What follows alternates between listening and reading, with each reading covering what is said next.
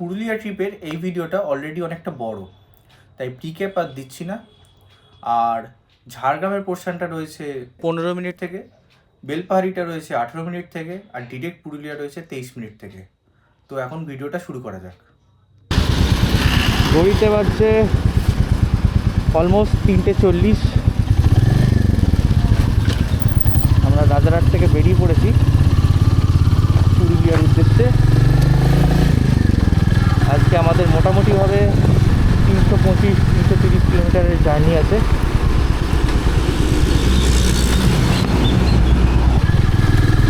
ভেবেছিলাম 3টে বেরোবো, হয়নি অ্যাজ ইউজুয়াল, তাই শুরু থেকে শুরু করতে পারিনি।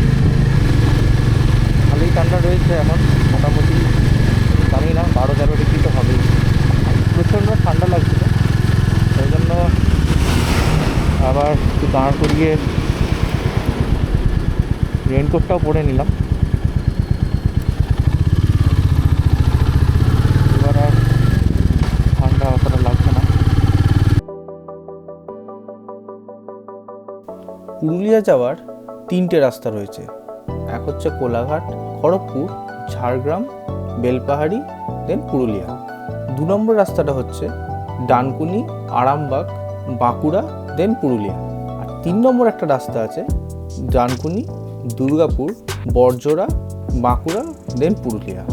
এবারের এই ট্রিপে আমরা রোড কন্ডিশন, সিনিক বিউটি আর ট্রাফিকের কথা মাথায় রেখে চুজ করেছিলাম প্রথম রাস্তাটা। আমাদের রিসর্টের ম্যানেজারও কিন্তু আমাদেরকে এটাই সাজেস্ট করেছিল।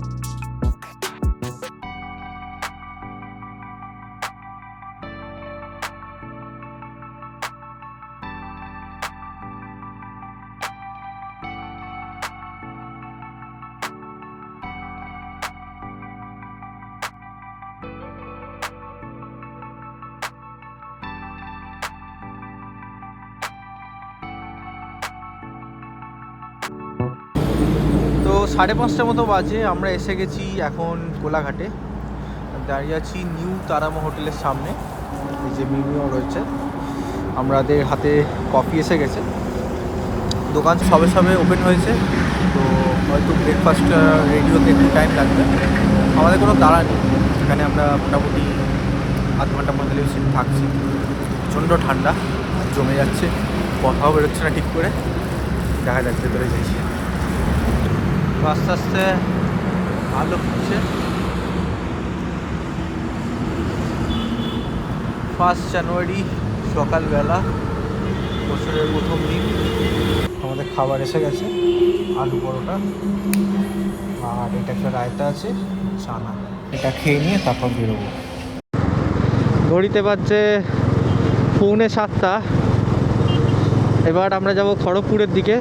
খাবার এখানে আমাদের সব মিলিয়ে বিল হলো 240 টাকা।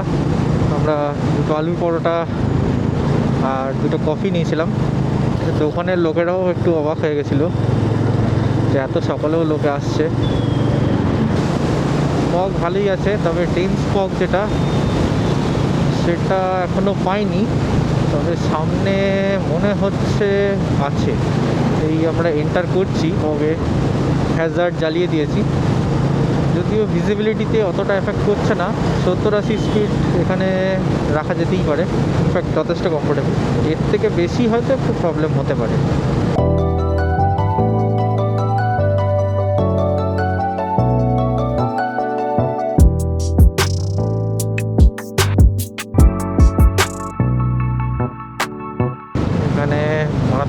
রয়েছে।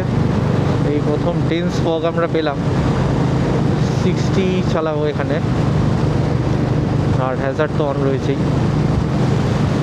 আমি লেফট মোস্ট আর মিডিলের মাঝামাঝি রয়েছি, কারণ টোটো এখন অলরেডি ওঠা শুরু হয়ে গেছে। ওরা সাধারণত লেফট মোস্ট লেনটা দিয়েই যাবে, মিডিলটা ওই জন্য সেফ। এই যে এখানে লরিটা ছিল, যেমন এই লেফট মোস্টটা অ্যাভয়েড করে লেফট আর মিডিলের মাঝামাঝি গেলে আমার মনে হয় সেটা ভালো। ডেন্স ফগ, একদম কিছু সেরকম দেখতে পাওয়া যাচ্ছে না।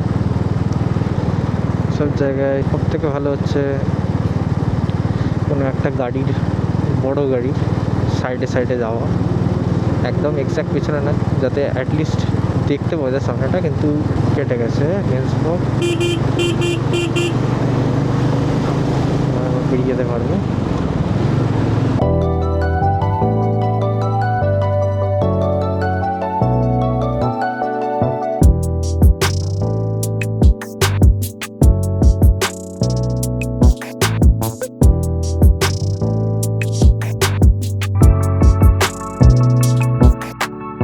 দুপাশে যতদূর আমার মনে হয় ধান মাঠ জাতীয় কিছু রয়েছে।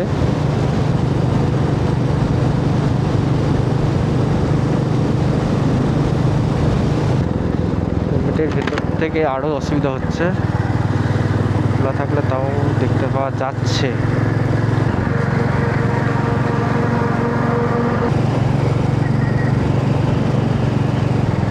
তো আমরা আমাদের ট্রিপের প্রথম 100 কিলোমিটার ক্রস করে ফেলেছি। এই আসছে আমাদের second toll gate, Debra toll gate.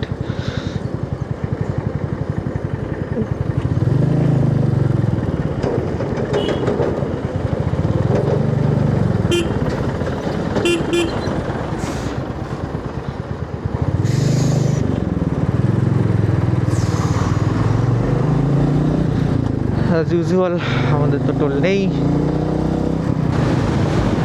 রাস্তার কন্ডিশন খুবই ভালো, যে কারণে এতটা ফ্রিলি আসা যাচ্ছে।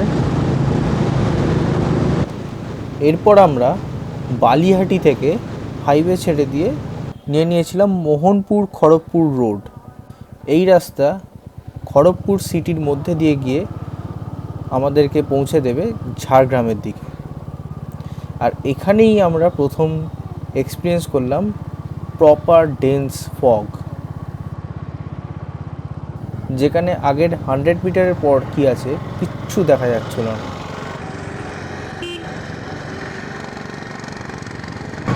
আমরা এখন যাচ্ছি ঝাড়গ্রামের রাস্তায়। একটু ফগ আছে, কিন্তু ফগটা না থাকলে এটা সেরা রাস্তা ছিল। দুপাশে প্রাকৃতিক সৌন্দর্যটা দারুণ হওয়ার কথা। আমরা এখন কংসাবতী নদীর ওপরে রয়েছি। নদীতে ভালোই জল রয়েছে, দেখতে পাওয়া যাচ্ছে।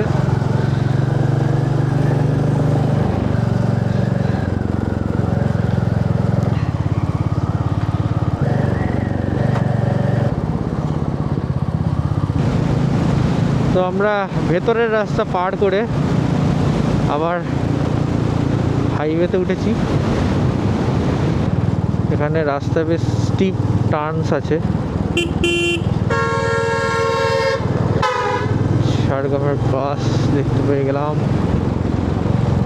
এখানে হালকা হালকা ফগ আছে। ঠান্ডাটা তখন কমই ছিল, হঠাৎ বেড়ে গেল ঠান্ডাটা আবার। মানে এই মাঝে মাঝে স্পিড ব্রেকারগুলো দিয়ে বেকার করে দেয়।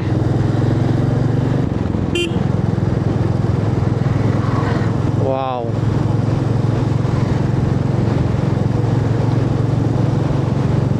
এইখানটা পুরোপুরি জঙ্গল। আমাদের স্পিড অনেকটা কমে গেছে আগের থেকে।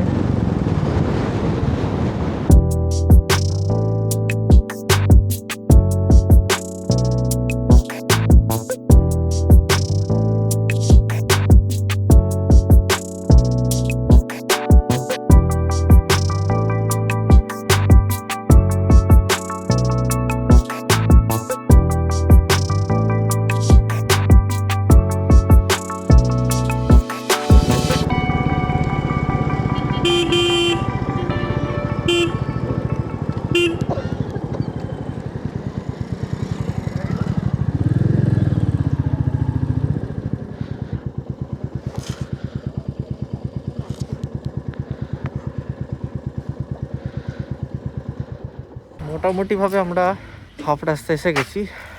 এখানে একটা পেট্রোল পাম্পে দাঁড়িয়েছি, আরেকবার একটু তেলটাও নিয়ে নেবো। সূর্যটা কি সুন্দর দেখতে পাওয়া যাচ্ছে এখান থেকে, দেখাচ্ছি। সূর্য না চাঁদ ধরতে পারবেন না। ফগটা অনেকটা কমেছে।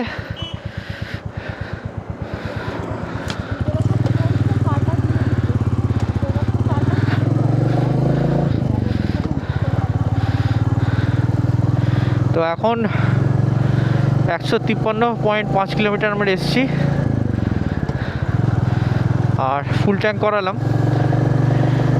4.8 লিটার মতো তেল গেল, অলমোস্ট 5, মানে প্রায় 30-এর কাছে মাইলেজ দিয়েছে। এখন আমরা যাচ্ছি জঙ্গলের পাশ দিয়ে, এদিকটা জঙ্গল রয়েছে। রাস্তাটা একটা লোকালিটির মধ্যে দিয়ে যাচ্ছে এখন, তাই স্পিডটা একটু কমে নিয়েছি। আমাদের আর মোটামুটিভাবে 180-83 কিলোমিটার মতো রাস্তা বাকি আছে।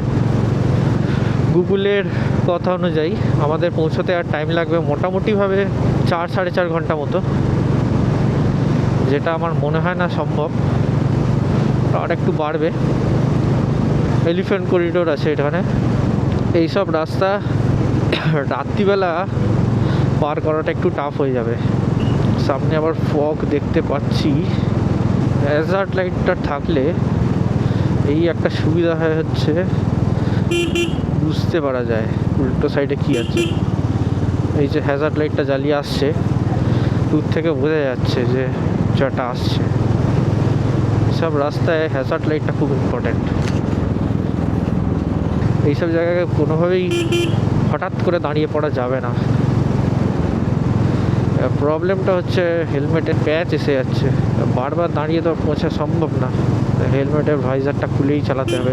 কেটে যাচ্ছে মাঝখানে কিছুটা স্ট্রেচ, যদি আবার একটু ফগটা না থাকে। স্পিড আরও কমিয়ে দিতে বাধ্য হয়েছি। রূপসা, জায়গার নাম রূপসা, পাশেই ধান ক্ষেত, যা বুঝতে পারছি। রাস্তা কন্ডিশন মোটামুটি, মনে হচ্ছে অনেক প্যাচ রয়েছে, কারণ ভালো জার্ক হচ্ছে। পরিষ্কারভাবে তো দেখতে পাওয়া যাচ্ছে না। এইখানটাতে একটুখানি ফগটা কেটেছে। সব ফুটবল খেলার মাঠ, ফুটবল প্র্যাকটিসও হচ্ছে বোধহয়।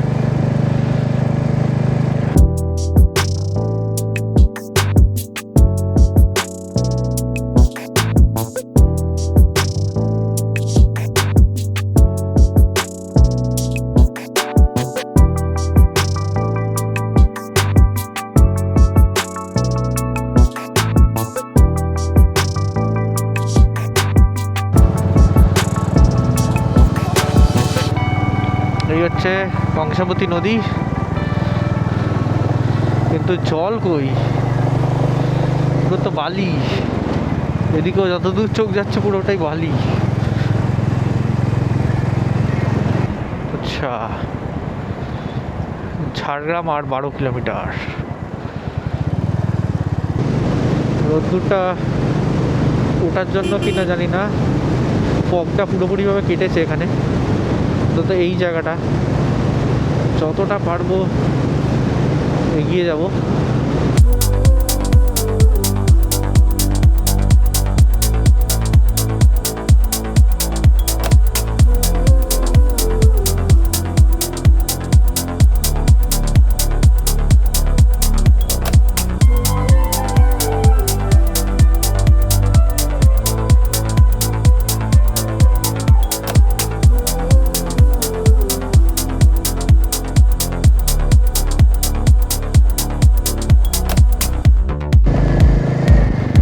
আমরা এখন যাচ্ছি আবার একটা কোনো জঙ্গলের মধ্যে দিয়ে। দারুণ লাগছে রাস্তাটা। আমাদের একটু দাঁড়াতে হলো ক্যামেরার ব্যাটারিটা চেঞ্জ করবার জন্য।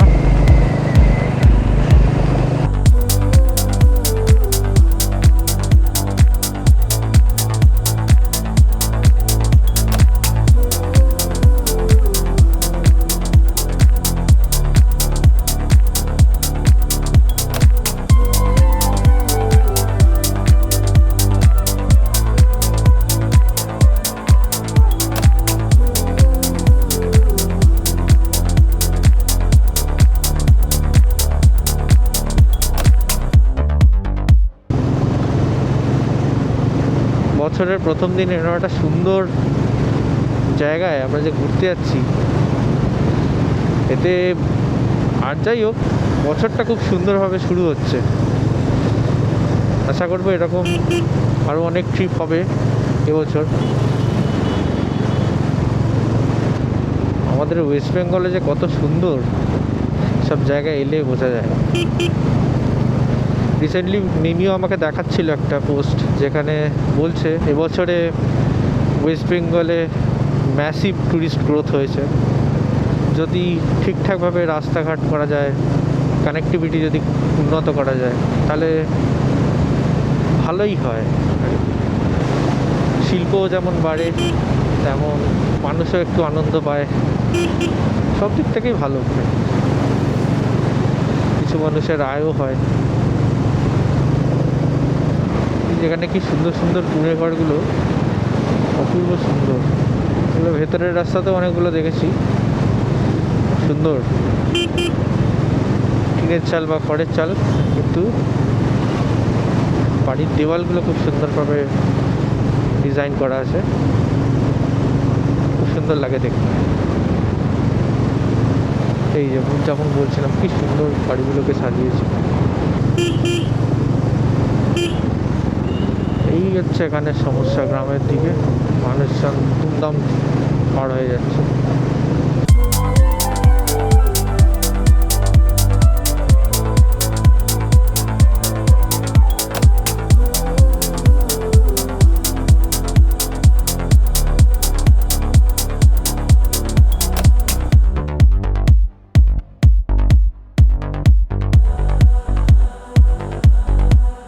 পুরো পাহাড়ি রাস্তা, বেশ ভালো লাগছে চালিয়ে। অ্যাকচুয়ালি পাহাড় নয়, মালভূমি বলা যায়।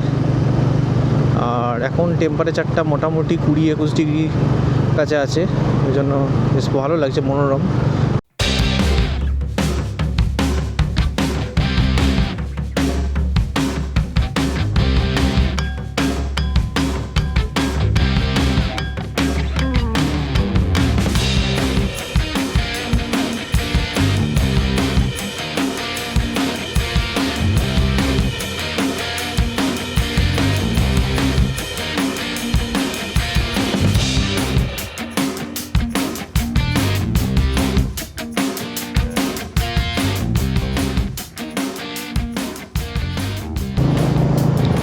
এই যেরকম আশপাশটা ধান ক্ষেত, আমার মনে হয় কুয়াশার সময় যেসব জায়গাগুলো পার হয়ে এসেছি ওগুলো হয়তো এরমই ছিল, কারণ ওরকম একটা ধান ক্ষেত টাইপেরই লাগছিল। এতক্ষণ পরে পুরুলিয়া 89 কিলোমিটার।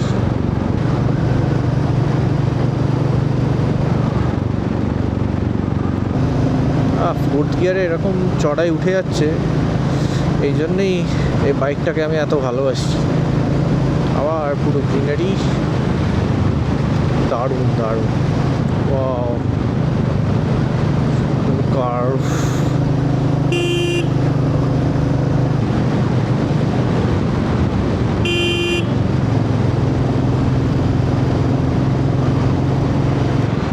তো পাহাড়, এই পাহাড় দেখতে পাওয়া যাচ্ছে।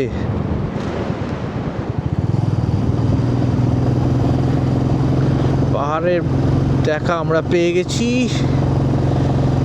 একটু ফাঁকা জায়গা পেলেই দেখিয়ে দেবো। ফিফথ গিয়ারে নিয়ে যাওয়া যাবে না, এখানে পাওয়ার ল্যাক হয়ে যাচ্ছে।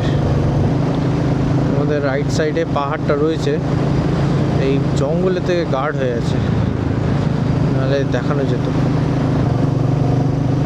এই মাঝে মাঝে এরকম ধান শুকোতে দিচ্ছে, কতটা ভালো হচ্ছে আমি জানি না।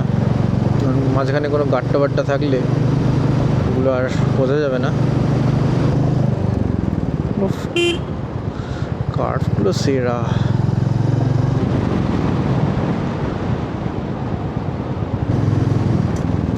এটা হচ্ছে যমুনা ব্রিজ। ব্রিজের তলায় কি যমুনা নদী তো হতে পারে না, তো পাহাড়, আবার একটা সুন্দর জঙ্গলের রাস্তা। এরকম রাস্তার ধারে ধারে দারুণ দারুণ রেখাওয়ালা বোর্ড রয়েছে, ভালো লাগছে পড়তে। একটু আগে দেখলাম যদি চান মাসতে গাড়ি চালান আসতে, একটু আগে একটা কি বেরিয়ে গেল দেখতে পেলাম না। ন্যাকড়া, কি জায়গার নাম ন্যাকড়া? এই এই এই খুব সমস্যা এই হাঁস মুরগি। হিসেব মতো আমরা এখন ঝাড়খণ্ডের মধ্যে রয়েছি।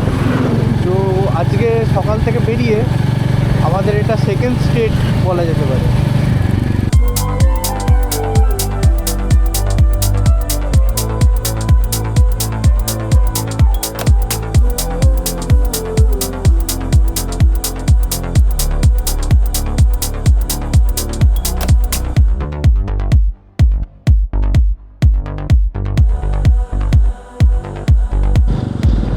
আর আমাদের মোটামুটি 11-12 কিলোমিটার মতো বাকি আছে।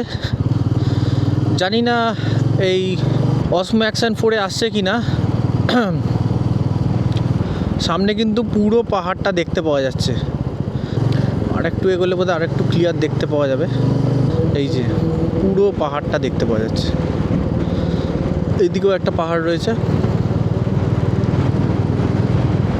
পুরো ওই দিকটা পুরো পাহাড়গুলো দেখতে পাওয়া যাচ্ছে।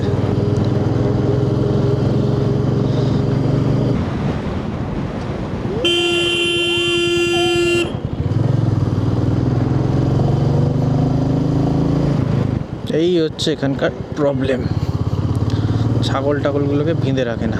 আমরা যত আগে এগোচ্ছি তত পাহাড়টা স্পষ্ট হচ্ছে। এখানে কিছু সাঁওতাল মূর্তি রয়েছে। পাহাড়টা ক্লিয়ার হয়ে গেছে, এখন পরিষ্কার দেখতে পাওয়া যাচ্ছে। অসাধারণ অসাধারণ। এইটা হচ্ছে পাখি পাহাড়।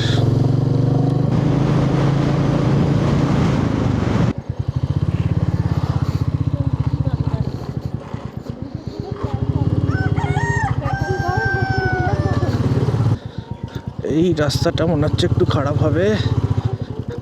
বাবা, এইটা অফরোডিং হয়ে গেল। পাহাড়ে এসছি, অফরোডিং তো করতেই হবে।